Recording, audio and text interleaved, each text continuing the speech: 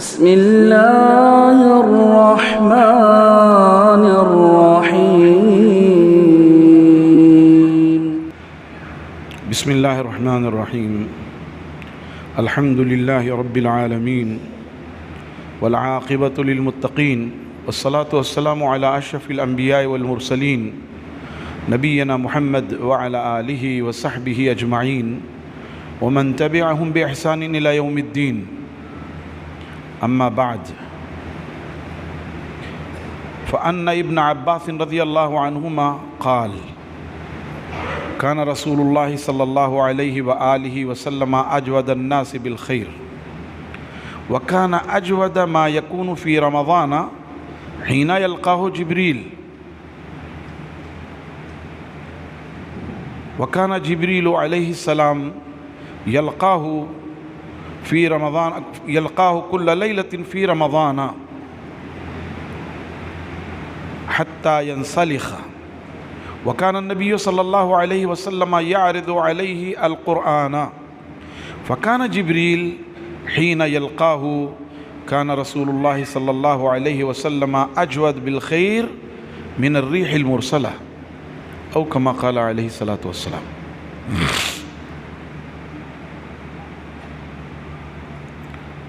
حدیث کے راوی سیدنا عبداللہ ابن عباس رضی اللہ تعالیٰ عنہ ہیں، جو رسول اللہ صلی اللہ علیہ وسلم کے سگے چچے زاد بھائی ہیں،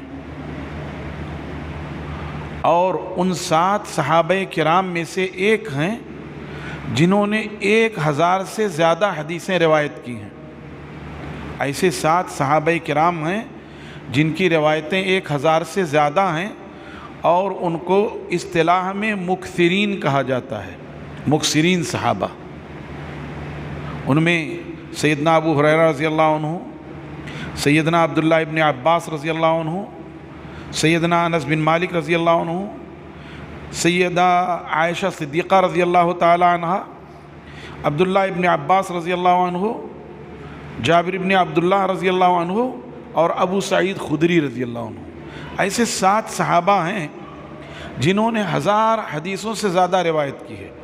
ان میں سے بعض وہ ہیں جن کی 5000 سے زیادہ ہیں، بعض ہیں جن کی 2500 سے زیادہ ہیں، بعض ہیں جن کی 2000 سے زیادہ ہیں، بعض ہیں جن کی 1500 سے زیادہ ہیں، بعض ہیں جن کی 1000 سے زیادہ ہیں۔ ایسے مختلف روایتیں ہیں۔ بہرحال تو عبداللہ ابن عباس رضی اللہ تعالیٰ عنہ رسول اللہ علیہ وسلم کے سگے چچے زاد بھائی، اور دین حاصل کرنے کے بڑے متمنی، بڑے لالچی تھے، یہاں تک کہ رسول اللہ صلی اللہ علیہ وسلم کے نکاح میں آپ کی سگی خالہ ام سلمہ رضی اللہ تعالیٰ عنہ تھی، میمونہ رضی اللہ تعالیٰ عنہ تھی، ام سلمہ نہیں، میمونہ رضی اللہ تعالیٰ عنہ۔ تو وہ ان کے ہاں جا کر کے رات میں ٹھہر جاتے، جس دن رسول اللہ علیہ وسلم کی باری ہوتی، جا کر رات میں ان کے گھر ٹھہر جاتے کہ دیکھیں کہ رسول اللہ علیہ وسلم کے اعمال شبینہ کیا ہیں، رات میں آپ کا عمل کیا ہوتا ہے، اس لیے جا کر ٹھہر جاتے۔ اور جب رسول اللہ صلی اللہ علیہ وسلم رات میں اٹھتے اور آپ بیت الخلاء میں جاتے تو یہ اس کے باہر پانی لے جا کر رکھ دیتے تھے۔ ایک مرتبہ ایسا ہی ہوا تو آپ نے اپنی اہلیہ سے پوچھا، یہ پانی کس نے رکھا میرے لیے؟ تو کہا عبداللہ نے رکھا ہے۔ تو رسول اللہ علیہ وسلم بہت خوش ہوئے اور آپ کو لپٹا لیا اور آپ کے لیے دعا کی، اللہم علمہ الکتاب وفقہہ التأویل، اللہ ان کو کتاب کا علم عطا فرما اور تفسیر کا علم عطا فرما۔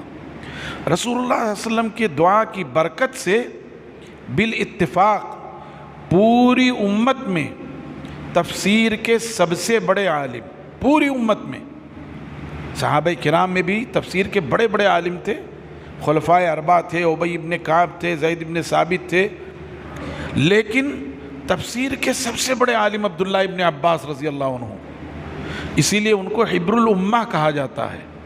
تو ان کی یہ روایت ہے، وہ کہتے ہیں کہ رسول اللہ صلی اللہ علیہ وسلم لوگوں میں سب سے زیادہ سخی تھے، بھلائیوں کی طرف سبقت کرنے والے تھے۔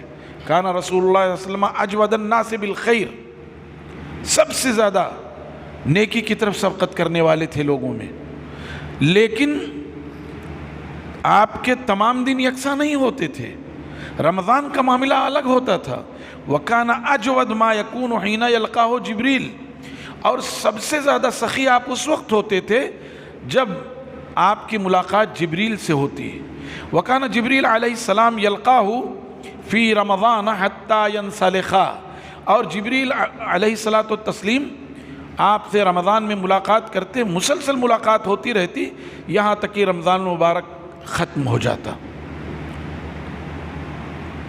اور جبریل علیہ السلام وکان جبریل علیہ السلام یلقاہ کل لیلۃ فی رمضان, ہر رات رمضان میں وہ رسول اللہ صلی اللہ علیہ وسلم سے ملتے, اور رسول اللہ صلی اللہ علیہ وسلم کیا کرتے, یعرض علیہ نبی صلی اللہ علیہ وسلم القرآن, رسول اللہ صلی اللہ علیہ وسلم ان پر قرآن پیش کرتے.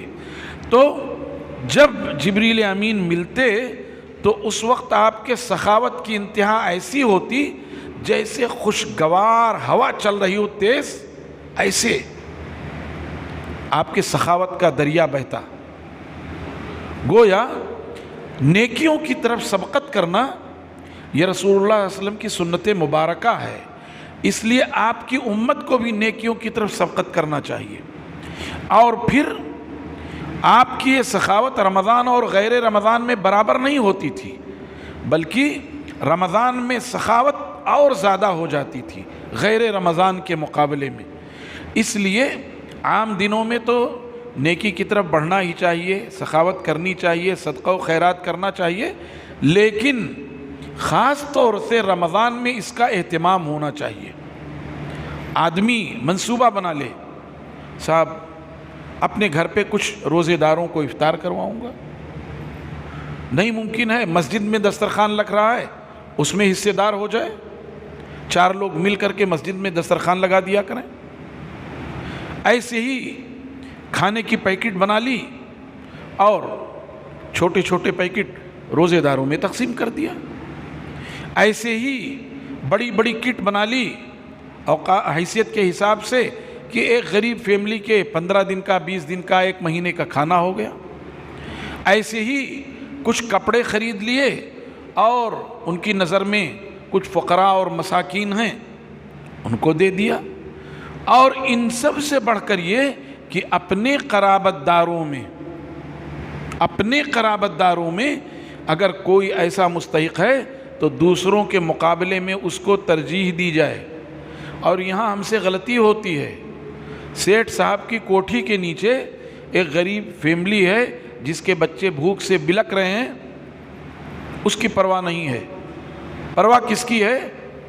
وہ جو بہار میں مدرسہ چل رہا ہے اس کے لیے, یو پی میں, بنگال میں, تمل ناڈو میں, کیرلا میں چل رہا ہے اس کے لیے ہونا چاہیے. اس کے لیے بھی میں نہیں کہتا نہیں ہونا چاہیے, وہ بیچارے وہاں سے آس لگا کے آتے ہیں, ہونا چاہیے.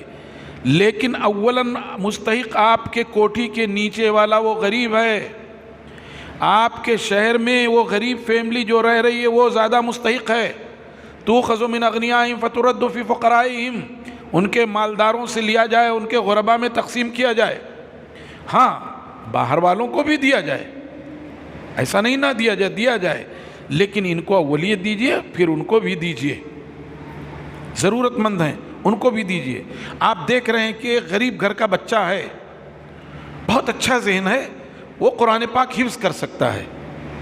2 لوگوں نے مل کر کے اس کو لے لیا, بیٹا چل, اس کے گھر والوں سے کہہ دیا کہ جو ہے حفظ کرواؤ, اس کا پورا خرچہ ہم اٹھائیں گے, اس کو منصورہ بھیجو, اس کا پورا خرچہ ہم اٹھائیں گے.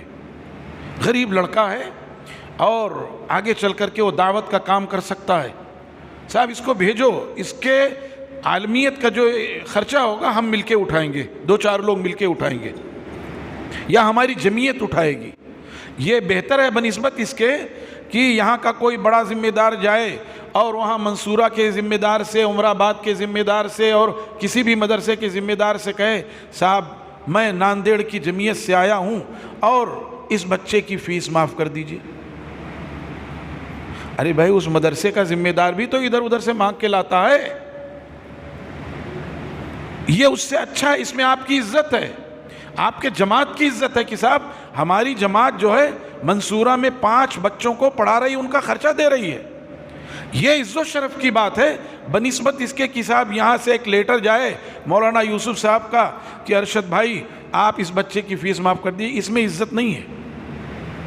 تو آپ نے محنت کی, آپ کے گھر میں ایک بچہ, ایک داعی تیار ہو گیا, ایک حافظ تیار ہو گیا, ایک عالم تیار ہو گیا, آپ سب کے لیے وہ صدقہ جاریہ ہے, آپ کی آبادی کے لیے صدقہ جاریہ ہے.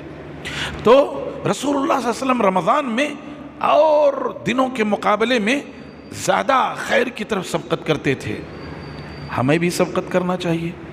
ایسی ہی اس حدیث سے ایک بات اور کیا معلوم ہوئی کہ جب جبریل امین ملتے تو رسول اللہ صلی اللہ علیہ وسلم ان پر قرآن پیش کرتے, قرآن سناتے تھے. جبریل آپ کو نہیں سناتے, آپ جبریل کو سناتے تھے کہ جبریل امین ہی آپ قرآن لے کر آئے ہیں عرش سے. لوح محفوظ سے پورا قرآن سمائے دنیا پر ایک رات میں اتار دیا گیا. انا انزلناہ فی لیلۃ القدر, ایک رات میں لوح محفوظ سے سمائے دنیا پر, یہ جو دیکھ رہے ہیں آسمان. اور پھر اس آسمان دنیا سے رسول اللہ صلی اللہ علیہ وسلم کے قلب اطہر پر یہ پورا قرآن, عرف عام میں ہم کہتے ہیں 23 سال کی مدت میں, لیکن اگر تحقیقی بات کہی جائے تو 22 سال 2 مہینہ 22 دن میں یہ پورا قرآن رسول اللہ صلی اللہ علیہ وسلم کے قلب اطہر پہ اتارا گیا, تھوڑا تھوڑا کر کے. کفار اعتراض کرتے تھے کہ یہ پورا قرآن یک بیک کیوں نہیں دے دیا گیا, جیسے موسیٰ علیہ السلام کو تورات دے دی گئی تھی, جیسے عیسیٰ علیہ السلام کو انجیل دے دی گئی, ایسے آپ کو پورا قرآن ایک ساتھ کیوں نہیں دے دیا گیا. اللہ تعالیٰ نے اس کا جواب دیا, کذالک لنثبت بہ فؤادک, یہ جو تھوڑا تھوڑا ہم نے اس لیے اتارا ہے کہ یہ قول ثقیل ہے, بڑا بھاری قول ہے. اتنا بھاری قول ہے کہ اس کو اٹھانے سے زمین نے, آسمان نے, پہاڑوں نے انکار کر دیا. انا عرضنا الامانۃ علی السماوات والارض والجبال, سب نے انکار کر دیا. وحملها الانسان, انسان نے اٹھا لیا. تو یہ بڑا بھاری کلام تھا, تھوڑا تھوڑا اس لیے اتارا گیا تاکہ لنثبت بہ فؤادک, تاکہ ہم آپ کے دل کو ثابت قدم رکھیں. اور ہم تھوڑا تھوڑا آپ کو پڑھاتے ہیں. تو یہ 22 سال کی مدت میں تھوڑا تھوڑا اترا, لیکن آپ رمضان میں اس کا دور کرتے تھے. اور آخری سال یعنی سن 10 ہجری کے رمضان میں آپ نے 2 مرتبہ دور کیا. اس سے یہ پتہ چلتا ہے کہ عام دنوں میں جتنا قرآن پاک پڑھتے ہیں رمضان مبارک میں اس سے کم از کم دگنا تگنا پڑھنا چاہیے. اور ظاہر ہے رسول اللہ صلی اللہ علیہ وسلم تو امت میں سب سے سخی تھے, کائنات کے سب سے سخی تھے.